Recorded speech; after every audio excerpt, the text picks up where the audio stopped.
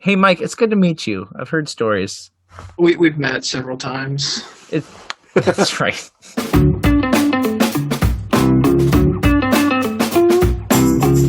Hey everybody, welcome to TV Guys. I'm a huge nerd. I'm Matt. And I'm Brian. And I'm Mike. And we've been recast by the other person. Isn't that great? I'm not Patrick Star. Well, I'm not. I don't know what yours was of me, but whatever that was, I'm not it either. It was just kind of my announcer voice from when I used to run rides at the mall. Mike's just over there like, I'm a special guest, but I feel like I'm a third wheel on a date. Hey, Mike, how's it going? A very awkward date. That's true. Brian and I we're very close. We share intimate things. Well, we are on a bed together right now. That's true. I thought I made it weird, and you just took it to the next level.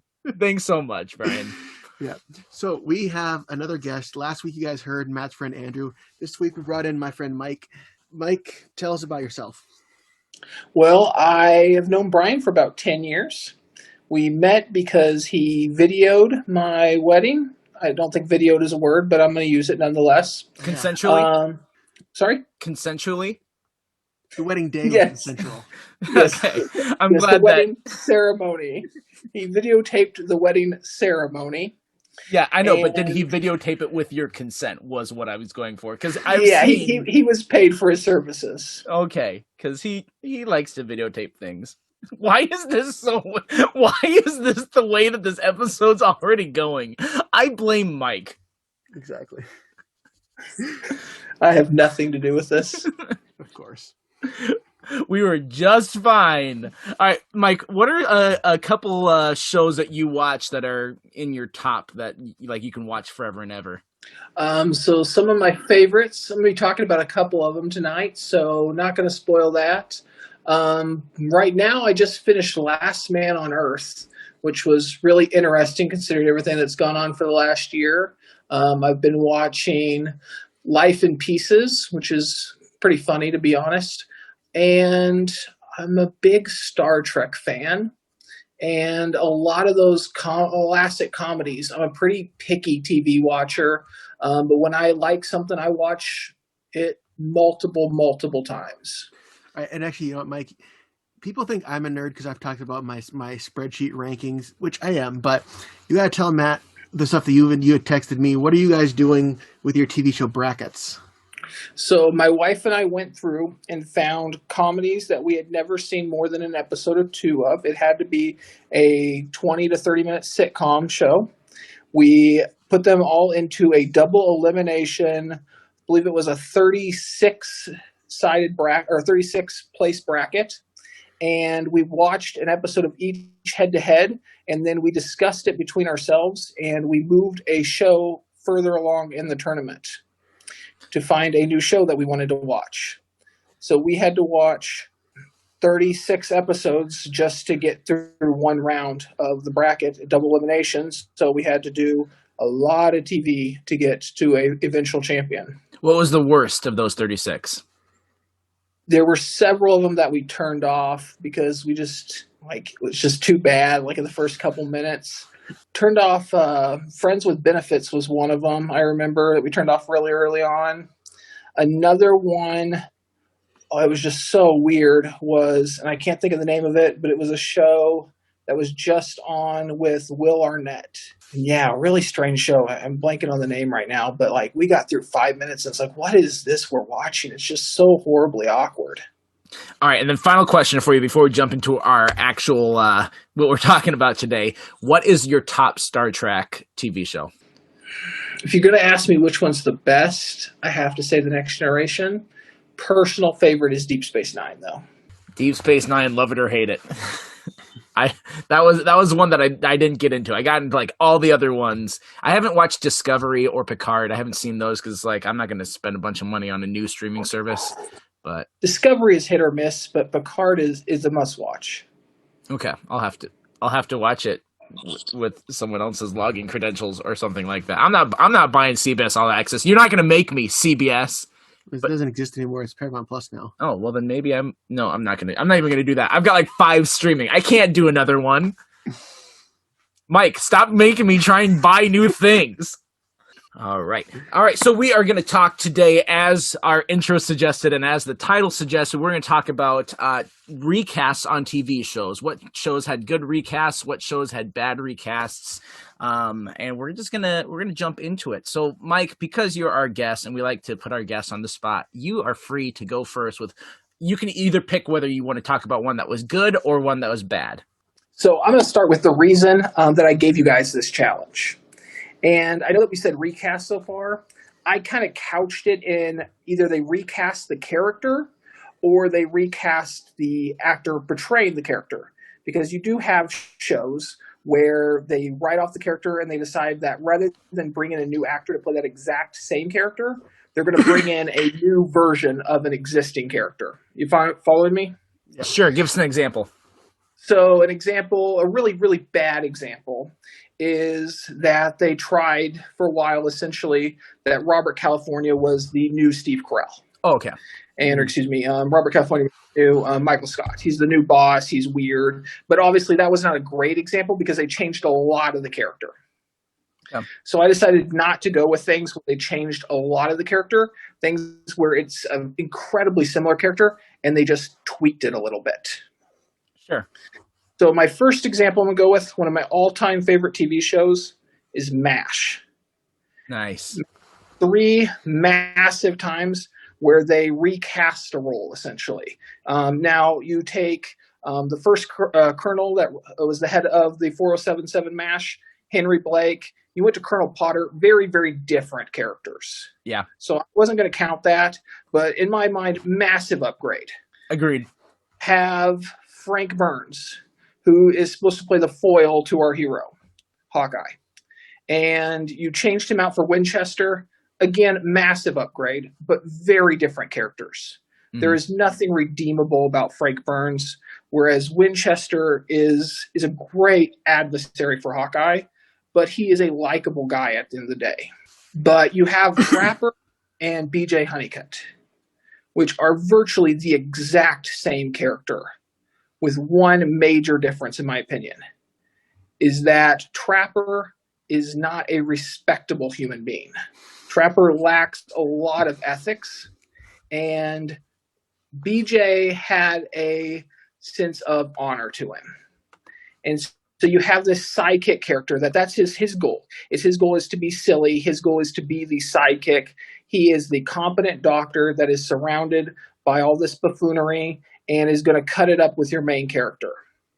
However, you switch out a married tall guy for another married tall guy, but the first character is just thinks it's hilarious to cheat on his wife, thinks it's hilarious to harass nurses, whereas the second guy, he loves his wife, he respects his family, and he treats his coworkers for the most part with a lot of respect, even though he's quite the prankster himself.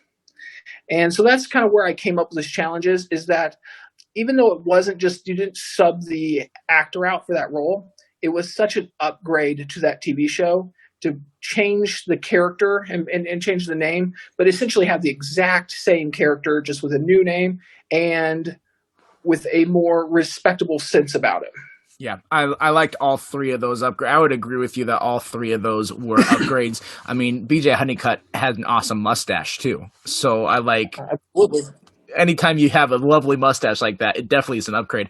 But I just liked what all these other characters brought. David Ogden Stiers as Winchester was just tremendous. For those who don't know, that was the voice of Cogsworth in Beauty and the Beast too. So if you recognize him, that guy, that was him. So Winchester, I really enjoyed. Even he was like, I don't know if it's because he was British, because there was this thing about being British back then where it's like it's kind of fun to poke fun at British people, and so I think it was even more great, like the pranks on him, because he was so stuffy and prim and proper and like, I am so dignified, and then for them to throw these pranks at him, that made those sing better versus with Frank. The character was from Boston. And there's a certain amount of animosity that anyone from the Midwest or the West has to have towards people from the East Coast. Mm-hmm. It's kind of fun to poke the prestigious or the pretentious, bear. Yeah, absolutely. Yeah, he was And definitely full of himself, which is I lovely. mean, the early seasons of that show is essentially a medical camp run by frat boys. Yeah. And it was great to, as the series progressed, is that you still had a fun atmosphere, but it no longer made your skin crawl anymore with some of the stuff that they would do. Yep. I haven't really seen hardly any of Max's I've been kind of quiet here, but I have heard that there's a lot of parallels and similarities between MASH and Scrubs. If that's absolutely. Yeah. You can even see it like influence with like The Office with in terms of Jim and Dwight, their pranks, the same sort of thing with Hawkeye and whoever was whether it was Frank or what's his name? Just completely Winchester. There you go. Yeah. All right, Brian, what is one example of a replacement that you think was good? A good one. Okay. I was going to go with my bad, but okay, the good one. I would say it's good. Kind of seems mean because it didn't really change the story a whole lot that the actress was changed. And I'm talking about the two different Aunt Vivs from Fresh Prince of Bel-Air. So there's first 3 seasons, I think it's Janet Hubert Whitten was the first one. Then there's Daphne Maxwell Reid was for the last 3 seasons. And I will admit that I think the first Aunt Viv was more interesting. I feel like she was more of a dynamic character. But in that show, I've talked about this before, how the women in that show are really kind of not given as great of writing and as great of characters. Like Will has, obviously Will Smith's character kind of goes from this fish out of water and learns how to, be a good man. And like the whole episode with, why doesn't he want me anymore? And you see Uncle Phil being like the good dad who's like fed up with Will, but still hangs out with him. You got Carlton, who balances being the nerd with sensitive one. And you even got Jeffrey who goes around and it's just funny with they just commenting on everything. But both the daughters, Ashley and Hillary, they both have some stories here and there, but for the most part, you don't think of the female characters when you come to Fresh Prince, and that's not me saying I hate females. I do, of course. Yeah, you're just not saying it. Yeah. But the male characters really on that show are the ones that drove the comedy because that's just how they were written. Honestly, that's why it didn't really matter that they recast Aunt Viv. Like you could never recast James Avery, have a new Uncle Phil. That the show would just not go. Yeah. And all of that, the interesting parenting, all fell on Uncle Phil because he was the dynamic character. So it's like, and not necessarily it was good because actually I do think the first Aunt Viv was the better of the two, but it didn't affect it that much. Yeah.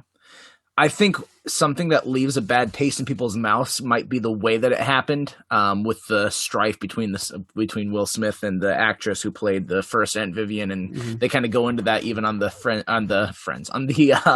Fresh Prince of Bel-Air reunion that is on HBO Max, where they kind of talk about that and they're able to kind of bury that hatch, but you really get to see from her point of view just the environment that ended up ousting her. And so that, I think for me, if I was going to say, even though I don't watch the show, I've only seen an episode, but I think for the reason why people might say, oh, this is a bad example, is probably more to do with that drama than the portrayal. Yeah. I'm going to absolutely agree with you, Brian. I think it was a great switching out of an actress there. But I might disagree with you in that both actresses brought something very different to the role. Is the original Viv came off as a little harsher towards Will, whereas the second one did seem to take more of a nurturing role, in that this is a young man that's very far away from his mother, and she did kind of almost, mommy him at times. Yeah. Whereas the first actress, you could almost, I don't know if maybe overstating it to say that you could really sense the strife between them, but she did kind of have a very tough attitude with Will. And so they brought something very different, and I like both, but if I had to pick one, I would probably pick the second actress. Interesting. I would agree that the first one is harsher. You see that especially in the scene where Will and Carlton got arrested by the racist cops, and Phil and Vivian went to get them out, and she's like yelling at the cops and threatening them and everything. Taking off her earrings. Yep. Which is it's like, oh, you're about to get busy. Just take And I think about this. I think part of the reason the second Aunt Viv may have been more nurturing is because they had Nikki. They added a small child later in the series. So I mean, earlier on they had Ashley was like a preteen, so it was the youngest. They didn't really have any little kids to nurture. Whereas they had Nikki, who was a baby, and then a 5-year-old the next season. But that's another issue. But he was still young enough that he needed to be nurtured, and that nurturing kind of went to Aunt Viv. 5-year-old growth in one season. That's some WandaVision stuff right there. But they called it out too. Yeah. Random time jumps. I mean, there's a whole episode right there for you guys. Yeah. That's true. Mm-hmm. Parks and Rec. You did it. All right. Anything else you're going to say? No, I think that's good for my pick. All right. Speaking of Arrested, I want to talk about a show called Arrested Development. A character on that. The first time we meet this character, her name's Anne. She's played by a different actress. I didn't look it up. I don't remember who it is, and I don't think it's like a big name actress. Anne. I've talked about her like 1,000 times on this show. Oh, I don't remember. What is she funny or something? I love that line. And her character is supposed to be on the show. If you've never watched it, her character is intended to be forgettable. In fact, they were going to replace the actress who played Anne in every single time that she would appear in episodes. So the first time she's played by a different character. The second time she's played by Mae Whitman, who she did something tremendous with this role where it's like, for being a forgettable character, she was memorable. And that's an amazing thing for an actress to be able to do. And so Mae Whitman is a pretty great actress. I really enjoy seeing the stuff that she's in. And she was able to bring something to Anne that is like, oh, we need to see more of her. She is able to make these jokes even funnier. And so it's hard to play a straight man so good like that. But she was able to make the character of Anne be more lasting than it probably was supposed to be. I don't think that it was supposed to go much longer than the season it was in for her to come back. But because of what she brought to the character, you see it more and more. And then they bring it in when they did the newer seasons as well. And they gave her more stuff to do, which was, a choice. But I still liked her. Her? Yeah, her. Oh, yeah. I haven't seen this. I watched. I don't know if I've seen the newest season that they did. They keep coming back. Like, oh, we were done. No, we're doing one more. Yeah. But I watched it a while ago. But it is a funny show, and I will say that gag of her being forgettable was a pretty funny one, I thought. Yeah. All to the point, like one of the better gags that they did about her in the newer season after they came back is that they had a wedding between her and Job, and the wedding was at the church, and I don't remember what the church's name was, but it was like the acronym HER. So when she's standing under the altar, like it pans out or it zooms back out, and then it just says in big letters above her, it just says her with a question mark.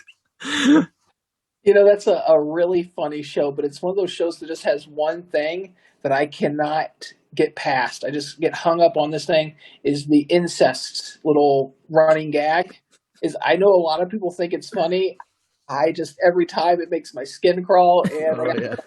But man, is that a funny show. What a world we live in. I like this show, but I kind of get hung up on the incest. All right. Can't stomach that part. That's fair. I think I've said this before. My favorite on that show is Buster. I could watch a supercut of just Buster scenes. Comes back with stuffed animals. I won these from Arby. Man, all those characters are really good. They all have their own. I love Job. I could do supercuts of Job. He's just great. All right, Mike, do you have any more that are good, or did you want to jump into bad? I think one of you might touch on my good and your bad. So okay. I don't want to get there yet. It's a show that changed multiple people as the show went on, and they did some good and they did some bad, and I kind of think Brian might hit it. So I'm going to stay for now. Okay. All right, Brian, you got any others? Not really for good. I think if I could jump into my bad. Well, then I've got one more good. How did you miss Jerry Stiller from Seinfeld? The reason I missed that is because I have actually seen very little of Seinfeld. Oh, All right. So- Well, I know you love Jerry Stiller. I I do mean, love how Jerry do you Stiller. not love Jerry Stiller? Mhm. George Costanza's dad in the first season was played by a different actor. Again, I don't have his name because it was not an actor that I recognized.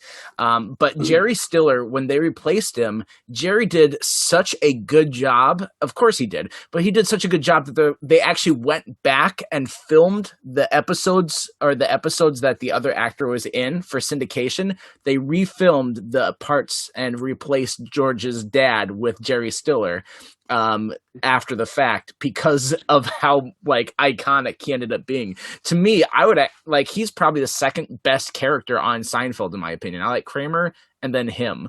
And so, when you put Jerry Stiller in anything, it usually gets better. And so I don't know how we can talk about good replacement of cast members if we don't bring him up. I just looked it up. As John Randolph was the original one. That's right. Yeah, I do have to say Jerry Stiller is one of those guys. Like he's in my opinion is the reason the King of Queens kept going, and he's the main reason I watched. Like, there's something to be said of those like guys that will suddenly burst into anger at any second. They're just fun to watch. Yeah. It's the same thing with the guy from the Billy whatever his last name is from Parks and Rec. Eichner. His character. Oh, Billy Eichner. Thank you. Or like Peter Boyle is another good one. There you go. Yep. All right. Go ahead and hit us with your bad. Hit us with your bad shot.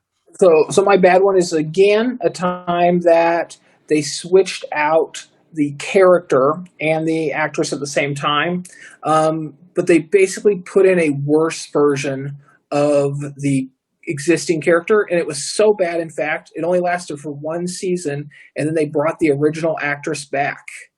And I'm going to go with Star Trek. I decided I had to do some Star Trek in honor of our friend Wilbur here. Mm-hmm. And The Next Generation Season 2, they sub out Gates McFadden as Dr. Crusher, and they bring in Dr. Pulaski, which was a worse version of Dr. Crusher.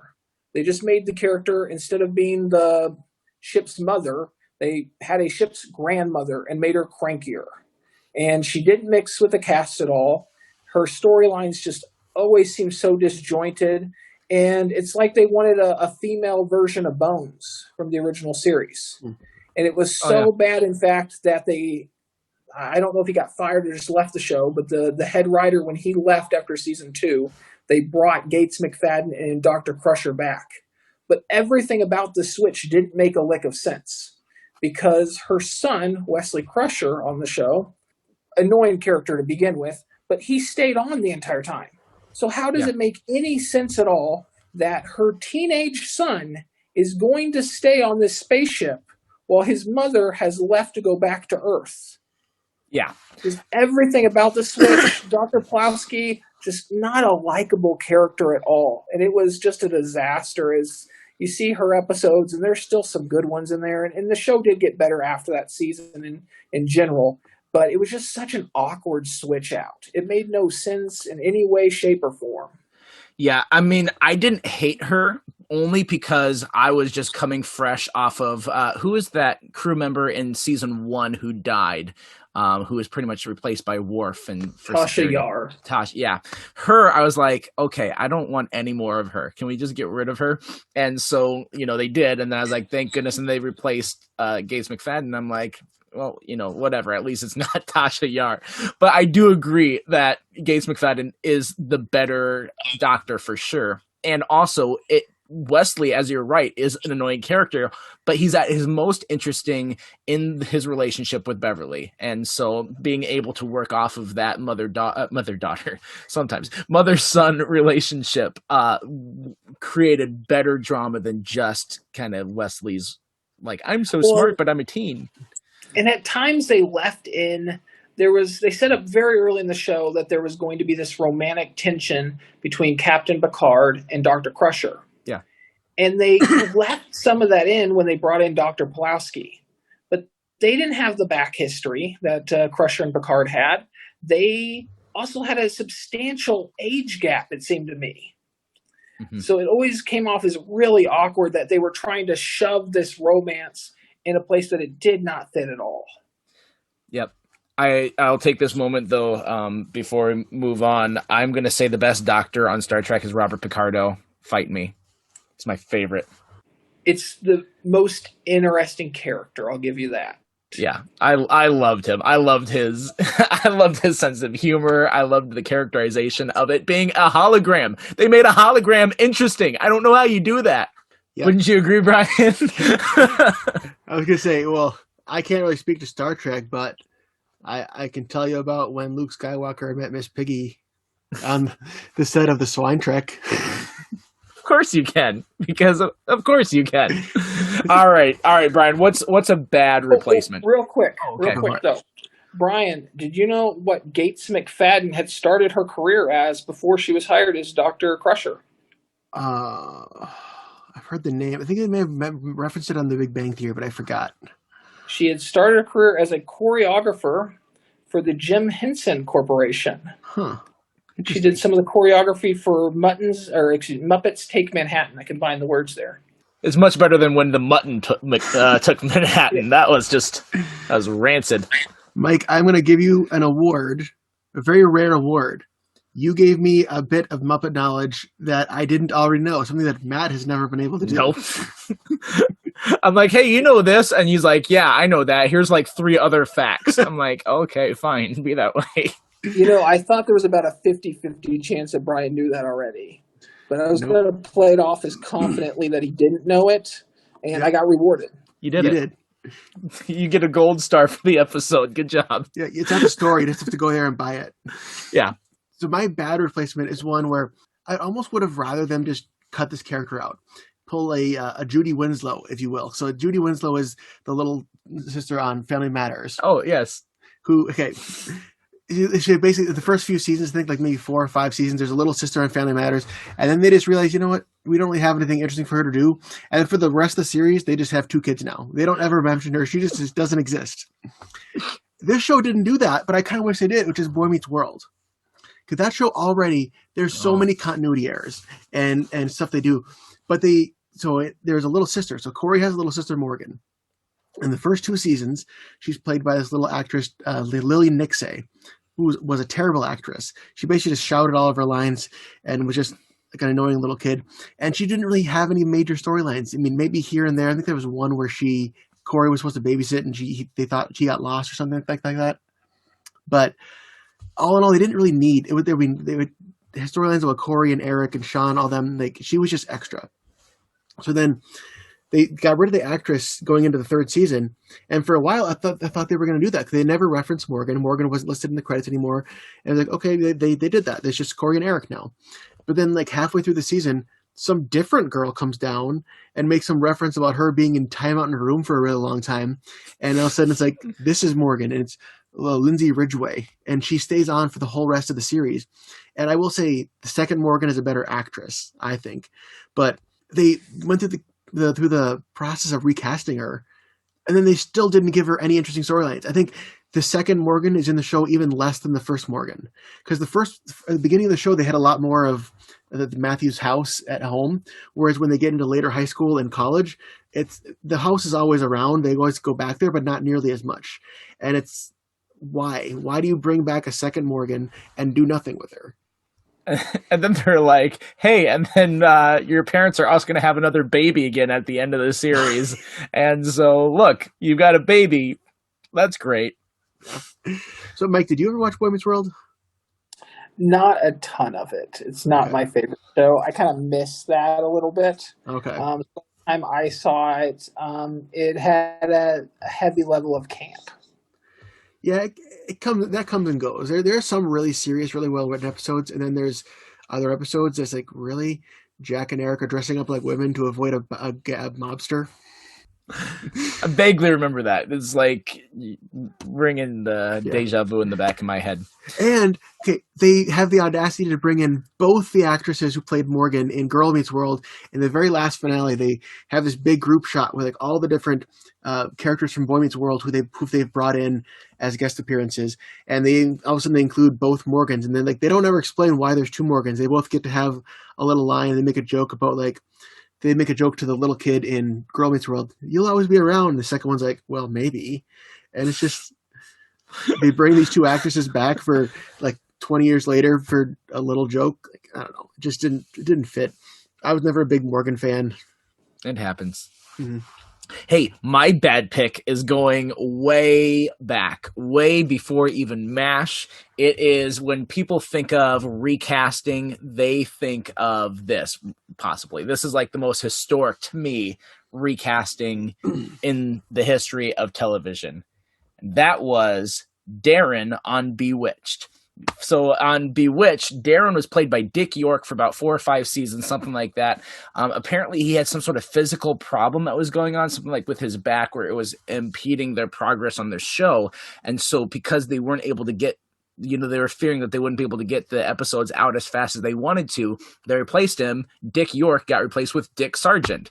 And so they're like, oh, we can just trade out one Dick for the other. And so they got Dick Sargent in there. And Dick Sargent, he was fine, but no, he did not have what Dick York had. And the show was so much better with Dick York. He was the better Darren for sure. But, when they replaced it, it went down in history, and I'm sure it was earth-shattering news at the time. I wasn't born yet, so I don't know. But I mean, I had felt the ramifications of that throughout history. I had heard that brought up so many times. They made the movie, the Bewitched movie, and Will Ferrell does they replaced Darren and no one noticed. So, that whole thing was like the first big recasting that I can think of in television history. Yeah, I think it's the most earliest one that I can think of too. I never really watched it, but I've heard of that as well. Yeah, I obviously didn't watch it when it was on because, I wasn't born. But I saw Nick and Knight, and I really liked Bewitched. But then I was like, well, why is there these two guys, and you never really know which one's going to be, and one of them isn't as funny. Yeah, apparently I did, because apparently to Andrew, our guest from last week, I sound like a 50-year-old man. I don't know if we were recording yet, but when Andrew first came on, he's like, "Oh, you're nothing what I thought. For some reason, I thought you sounded like a 50-year-old boomer." I mean, at your heart, isn't that exactly what you are? Yeah. It's just to be clear, all three of us were born within 1 month of each other. Are you kidding me? Yeah. I'm 10 days older than Brian. Yep, and Matt's just a few weeks younger than me. So Mike, you're the oldest. Okay, so I'm the ancient one. Good. Yep. Good job. Okay. Hey, happy late birthday then. Oh, thanks. You too. Thanks. What a moment we had. All right, what are some other bad replacements? What do you guys got? So I was really surprised that no one mentioned Last Man Standing. I almost did.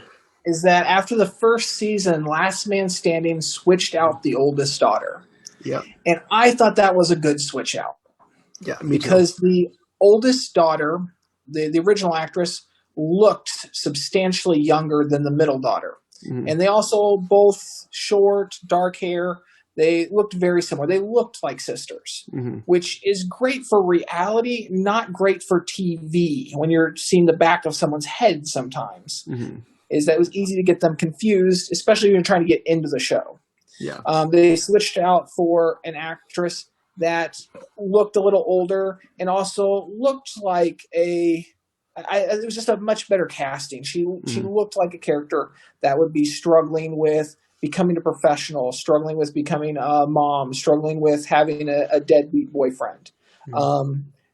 Whereas the other one looked like she was still 14 years old. However, the bad change also happened in that show.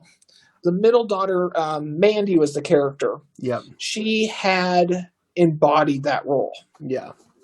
And when they switched her out, they also switched her out for an actress that looked very different. But by this point, we're invested in that character. Yeah. So having such a actress that looked so different hair color, different height, different build, just everything about her was different, was very hard to remember. Oh yeah, this is Mandy. She seemed like a new character when she was on the show all the time. And the actress seemed like she was struggling so hard to fit into this character that this other actress had so successfully molded. Yeah, they even made a joke of it when they came back, because it was when the show got canceled and then they came back on a different network. And it was during that time, I think the original Mandy got a different job, I think was what it was.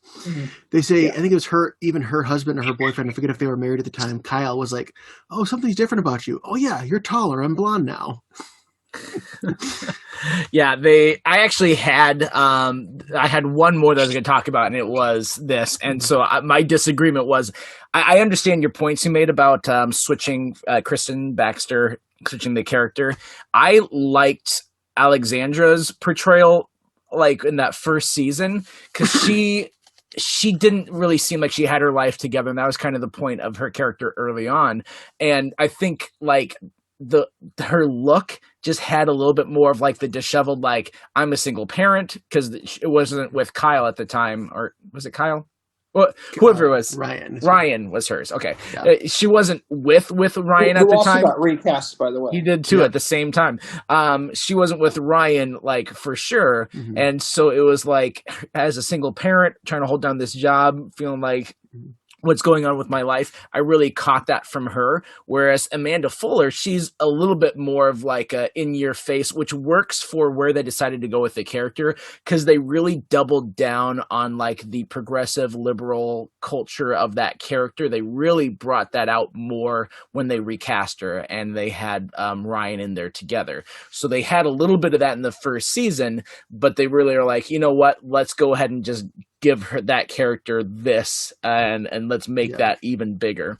And so I guess it worked for her. I just liked Alexandra Krasny. I thought that she did well in that first season. Yeah, and like you said, in the first season, I don't think they had really intended for Ryan to be a character, so they just did stunt casting with one of the Jonas Brothers, and they was, oh wait, maybe we actually bring him in as a character, and they no, we're just gonna get an actual actor.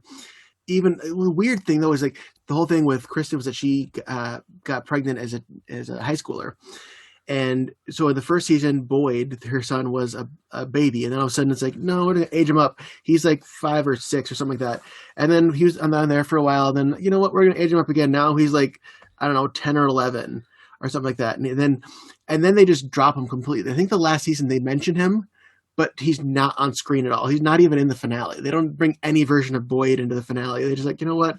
We keep aging this kid up, but we got nothing. So, yeah, they had to avoid the Boyd.